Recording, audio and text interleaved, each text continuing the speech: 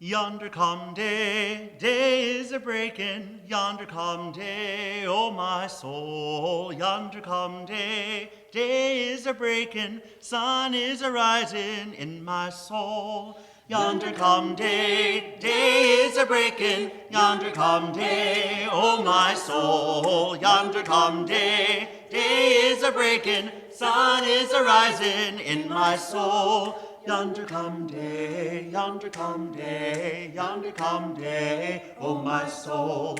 Yonder come day, yonder come day, yonder come day in my soul. Yonder come day, yonder come day, yonder come day, oh my soul. Yonder come day, yonder come day, yonder come day in my soul. Yonder come day, day is a breaking. Yonder come day, oh my soul. Yonder come day, day is a breaking. Sun is a rising in my soul. Good morning. Can you hear me? Yeah? All right. Hi, I'm Mike Berenbach, and I'm new here. We've been coming a year and a half or so, my wife and I, Jen. We signed the membership book a month ago, 2 months ago? Not sure exactly. Before we were members here, we were at the Unitarian Church in Arlington. We were there a long time. We were married there earlier in the century. And I spent 7 years on the property committee there. Last month, I don't know if everybody knows, but there were congregational meetings, and I attended several of those. And in one, I was surprised to learn that there really wasn't a pledge drive started yet. It was oncoming, but it wasn't really planned. And I expressed that surprise verbally, spoke up, and having opened my big mouth, I think you all know where this is going. When the sign-up sheet came around, I put my name down, and so just like that, I'm co-chair of the 2025 Pledge Drive Committee. And so since there hasn't been a formal pledge drive in a while, we thought, this committee and I thought, we'd start by answering a simple question: what is a pledge? What is a pledge drive? And it's a good question, but I have a question for you. Another simple one: what is this place? Where are we? There's a lot of answers to that. We're in a building. It's a roof over our head. It's the kitchen where we prepare food. It's a room to enjoy it in. It's the classrooms.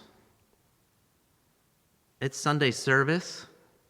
It's the wonderful choir, the music we all enjoy. It's all of those things, sure, but it's more. It's dinner with the plant-based cooking group on Thursdays. It's Sunday service. I already said that. It's the drum circles. It's game nights. It's Saturday craft circle, which my daughter enjoys most Saturdays. And the list goes on. But none of that happens without the people, which I'm sure, since there's not many here, there's a lot online. So clearly this place is all of you. It's all of us. But that's not it, not really, not even close. It's also a place for our kids to be on Sundays, to learn, to belong.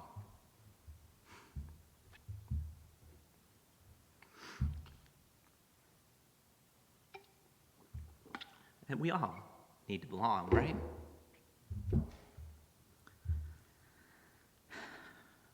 So, this is a place where we bring our kids as they become the people who can shape the progressive future we'd all like to see.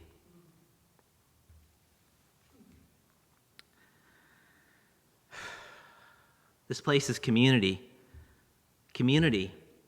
Community does not come from nothing. It comes from you, from us, our presence, here today, our energy, and of course, our funds, which leads me back to the question, what is a pledge?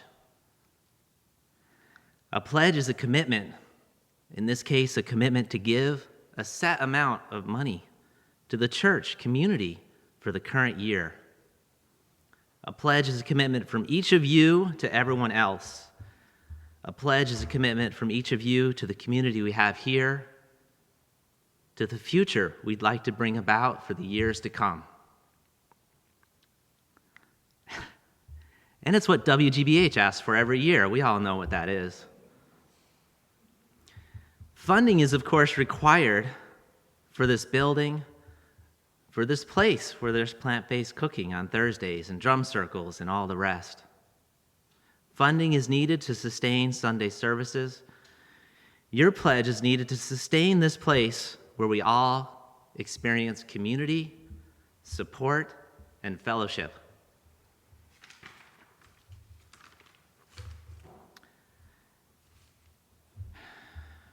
But what about the endowment? I know we've all heard about the endowment. That was the other surprising thing I learned about at the congregational meetings. I had no idea. But I learned it's the first thing people seem to know about this place, this church. At congregational meetings, however, last month I learned that the endowment is not sufficient. I learned that we've had to draw on it too much in recent years, and that's an unsustainable practice. So an active 2025 pledge drive and your pledges truly are needed to sustain this place and the community we all enjoy. And so with that, the 2025 pledge drive has begun. And we are asking each of you to consider what this place means to you, what having a place means to you. As you consider how much to pledge, consider this community and all it has to offer now and in the future. Thank you. Our reading for this morning is from Meditations of the Heart by Howard Thurman. It's called Life Goes On. During these turbulent times, we must remind ourselves repeatedly that life goes on. This we are apt to forget. The wisdom of life transcends our wisdoms. The purpose of life outlasts our purposes. The process of life cushions our processes. The mass attack of disillusion and despair, distilled out of the collapse of hope, has so invaded our thoughts that what we know to be true and valid seems unreal and ephemeral. There seems to be little energy left for aught but futility. This is the great deception. By it, whole peoples have gone down to oblivion without the will to affirm the great and permanent strength of the clean and the commonplace. Let us not be deceived. It is just as important as ever to attend to the little graces by which the dignity of our lives is maintained and sustained. Birds still sing. The stars continue to cast their gentle gleam over the desolation of the battlefields, and the heart is still inspired by the kind word and the gracious deed. There is no need to fear evil. There is every need to understand what it does, how it operates in the world, what it draws upon to sustain itself. We must not shrink from the knowledge of the evilness of evil. Over and over, we must know that the real target of evil is not the destruction of the body, the reduction to rubble of cities. The real target of evil is to corrupt the spirit of man and to give his soul the contagion of inner disintegration. When this happens, there is nothing left. The very citadel of man, the very citadel of man is captured and laid waste.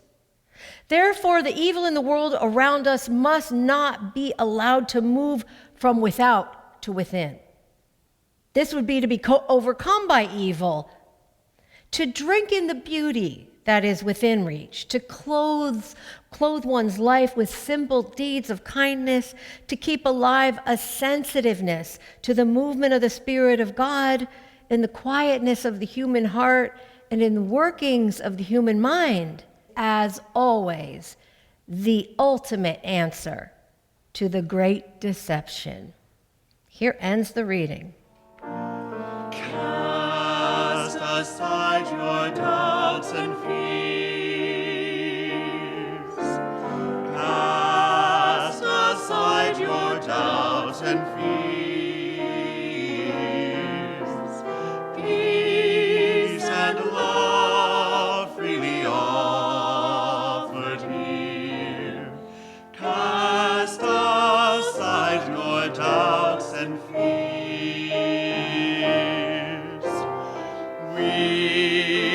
will tear down the walls. We will tear down every wall. Love has called us one and all. Love has broken down the wall. Love has broken down the wall.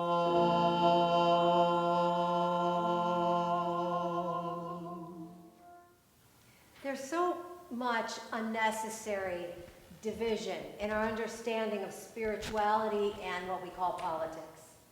I know I've been saying this for a long time now, but as the kids say, it just hits different now. Politics is how a society expresses its values through law and policy. So when someone says, don't bring politics into it, I always think, oh, they are almost certainly saying, I support policies that hurt and discriminate against human beings, but I don't want to be judged for that. So let's not, bring it into the conversation. I saw a comment the other day online in response to video footage of a woman intervening with ICE as they really dragged her neighbor away. And she was following and witnessing to this and recording it, and she was asking them repeatedly, do you have a signed judge's order? And just kind of following the team that had this guy. And somebody commented, who is she to question authority? And I thought, oh, no, who are we not to question authority? If not us, who else? If not, who else? Right. And if it's you in the moment witnessing, that's right.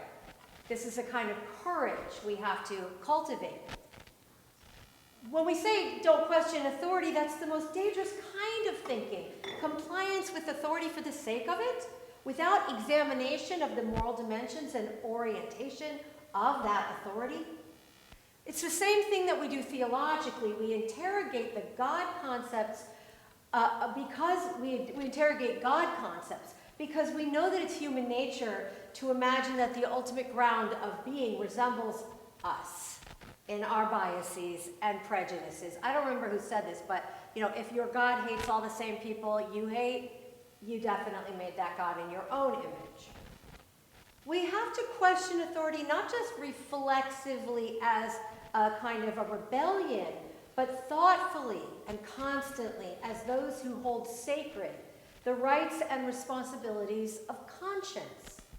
This is our inheritance as Unitarians from the very first sermon given in 1819 outlining the Unitarian platform. The Reverend Dr. William Ellery Channing articulated the belief that each person is endowed with conscience as a divine attribute.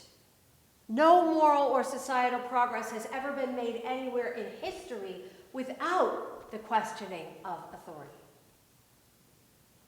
There are no actual divisions between spirituality, morality, and politics. They're not. That's just false binaries. And they are the same thing, expressed differently. Spirituality is personal. One's experience of the ultimate, one's search for the ultimate and a connection to the eternal, you might say. One's sense of ultimate truth and that greater reality beyond our small individual realities. That's spirituality. Morality is the assembling by consensus and culture of norms and expectations in a society and in private life. Politics is the enshrining of that morality into law, and it's never neutral. We just had Valentine's Day. How was yours? Did you have a nice one? Did you? Okay, good. I hope you had an opportunity to express love to someone dear to you, whether a sweetheart or a friend or an animal companion. I saw a long line of people at the grocery store with flower bouquets in their hands. Such a nice break from the dreary weather that I picked up some for myself, some bright orange tulips. And of course, we're all going to sing the Miley Cyrus song, right? I can buy myself flowers. It plays constantly, if you haven't heard it. And thinking about love, I wondered, what is the opposite of love? Is it hatred? Is it apathy? Those are both traditional responses, but I think there's no correct way to answer this question. I think that each moment, each season, each moment in our history and in our lives invites us to seriously consider, before we consider what the opposite of love is, what is love itself? Now, right now, in early 2025 in the United States of America, I would say that the opposite of love is craven dominance for the sake of it. Power acting out of fury and vengeance and fear. Power cracking its fist on the table to say, how dare you challenge my control and change things? We won't have it. As you may be aware, Unitarian Universalists have had a campaign for a long time called Side with Love campaign. It focuses on all of the things you would assume, allyship and support with historically marginalized communities, advocacy, all of those things that a faith community shows up and says by showing up. We wish for all of us to be free, to be safe and supported in who we are, in working toward justice, equity, and compassion in our world. And the Standing Side with Love, campaign uses the slogan, love wins. This is not only our slogan, you've heard this, love wins. But right now, I don't know that it necessarily serves us to think in terms of wins and losses.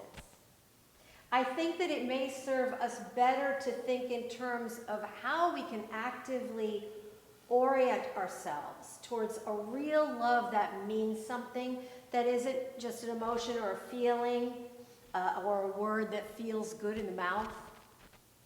Love wins. I think ultimately, yes, in God's time, as an eternal principle, I dare to hope, that is one of the things I believe. But love is taking hard hits right now. If we go by Cornell West's definition that justice is what love looks like in public.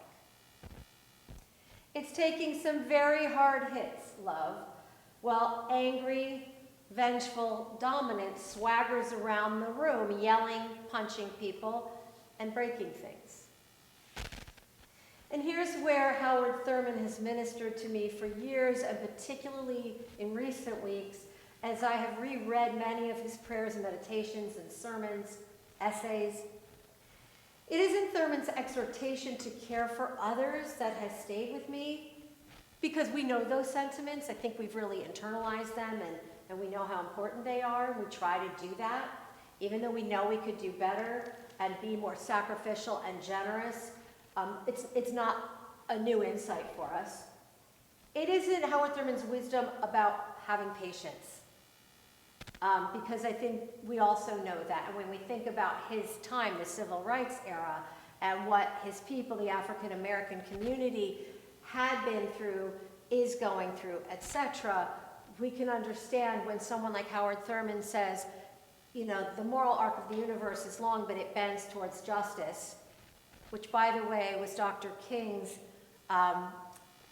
rephrasing of a sentiment expressed by the Unitarian minister Theodore Parker, who was a 19th century abolitionist. You know, we go, okay, we understand that things take time and it takes a hard, constant work to move things along. What really hits me right now is Thurman's insistence on facing reality, to, as he puts it, see and do the true thing. And to maintain that reality, this is his mystical perspective, that reality isn't just what's happening, you know, the things that we know about from the news or from talking with each other, But reality is also what is in the unseen and active energy within the community of empathy and connection, and indeed all of creation. Again, this is a mystical position, but it's an everyday mysticism, and one that you very likely respect and revere yourself, whether or not it has ever occurred to you to call yourself a mystic. For us to practice and promote love in this moment may look like being fully present and honest about what is happening, not to sugarcoat it or smile it away as a momentary change, a game with winners and losers, such as the pundits like to frame it, but to stand firmly in the reality that power dynamics and the brutal reshaping of society currently is happening, but that's not all that's there. In other words, we shall not define reality only by what is being done to our laws and our institutions and people within our community, but we also, in our sense of reality, include what is happening constantly on the spiritual level, the unseen realm, where we are still connected, and creativity has not been and cannot ever be fully thwarted. We've said very often in the church that we exist in an interdependent web, that all things are connected on the quantum level. These sentiments are in our readings, our covenant, our songs, our prayers. Now is a time to ground ourselves yet more deeply in that faith claim, and to trust in it so deeply that it emanates from us in ways that give life and possibility in the midst of chaos, fear, and despair. We are connected. It's true. We do live in an interdependent web. What happens to one really does happen to all. Some people don't know that yet. This isn't pretty right now. It's not a pretty sentiment as it's playing out right now and as it will continue to play out. What it actually means is that all will suffer if some suffer. So while some people might say, they can't wait to say, I told you so, when some of those chickens come home to roost, I hope we can eventually be a community that says, we have always told you so to speak. We have always said. What happens here also happens here. It just may take a little while. And we are all kin, whether we like it or not, on this small burning planet. I hope that we can eventually be a community that says, now that you are also suffering, and may be willing to listen, and may be willing to come to a common table, can we finally acknowledge that cruelty, exclusion, exploitation, and domination of the earth and its people has never worked long term, is not sustainable, and will never work? My friends, I don't know when there will be an opportunity to say this. It may not be in our lifetimes.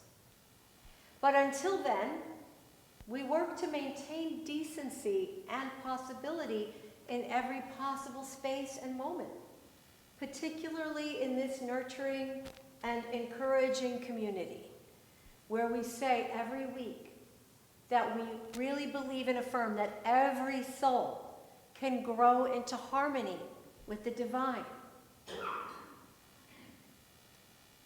I close with the words of Howard Thurman, who said in one of his very most famous writings called I Rest This Day in God, I do not seek the comfort of a guarantee that all my tomorrows will be safe and sure, that strength will be mine at a single time to carry all my need in the days ahead. This would be too much for such a one as I. I rest this day in God. I do not seek to cast aside the burdens which are mine, to find some easy way to lift the heavy load, to shift to others' backs what has found its way upon my own. They are mine, shaped and fashioned in their own sure place. Why? I am never sure, but this I know. I rest this day in God.